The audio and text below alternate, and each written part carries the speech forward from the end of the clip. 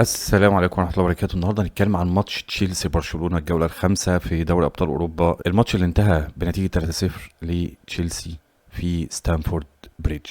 من أول الدقيقة الثالثة هجمة لتشيلسي، إنزو حط الجون الأولاني، يتلغي الجون الأول في الدقيقة الثالثة. هل تشيلسي تسكت؟ طبعا مش تسكت. نوصل للدقيقة حوالي 5، شوية لخبطة كده في الدفاع، وكايسيدو مش عارف اداها الكورة اتكعبلت في رجله.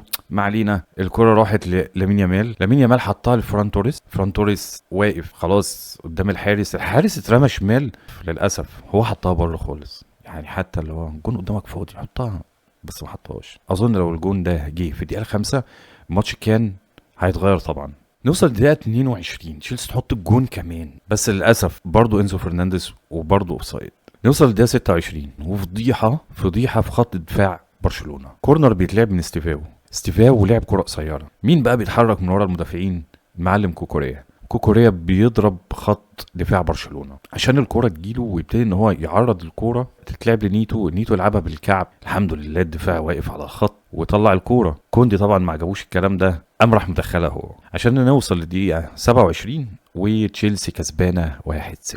هل تشيلسي تسكت؟ طبعا مش هتسكت لحد ما نيجي للدقيقة 43. كوكوريا بيجري بالكورة، بيمد الكورة قدامه وبيتحرك، يجي المعلم اراوخو عشان يعمل عليه تاكلينج، ياخد الانذار الثاني ويطرد في الدقيقة 43. نوصل للدقيقة 49، جرناتشو على الشمال بيلعب 1-2 مع انزو، بعد كده كسر لجوه، مسح بكوندي الارض، قال له مع السلامه انت، عرضها، دخل سانتوس حط الكوره جون، ما عرفش يصدها، دخلت جون، بس للاسف اتحسبت تسلل.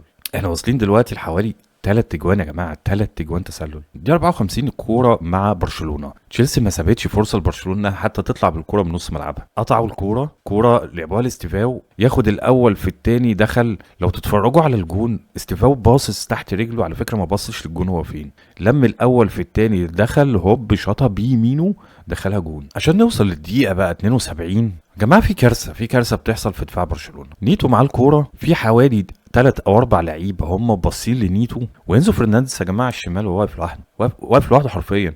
اللي هم معتمدين على ايه؟ هو اوفسايد يا معلم، هو ازاي اوفسايد يا جماعه؟ ازاي ما تبصوا لبعض، ما تبصوش لنيتو؟ ما هو اكيد هو شايف برضه فهيكسر الاوفسايد. نيتو لعبها لانزو فرنانديز عشان يخش انزو فرنانديز لجوه ال 18 ويبتدي يعرضها دي لاب طبعا لوحده، دي لاب بيحطها الجون. عشان نوصل للدقيقه 73 تشيلسي مسحه ببرشلونه الارض حرفيا. اخيرا مبروك لتشيلسي، هارد لك مشجعين برشلونه. رجاء لو انت عجبك الفيديو، حابب ان انت تشوفنا تاني، يعني اتمنى تعمل لايك، ولو انت بتتفرج على اليوتيوب اتمنى تعمل سبسكرايب، واشوفكم ان شاء الله في حلقه جديده، والسلام عليكم ورحمه الله وبركاته.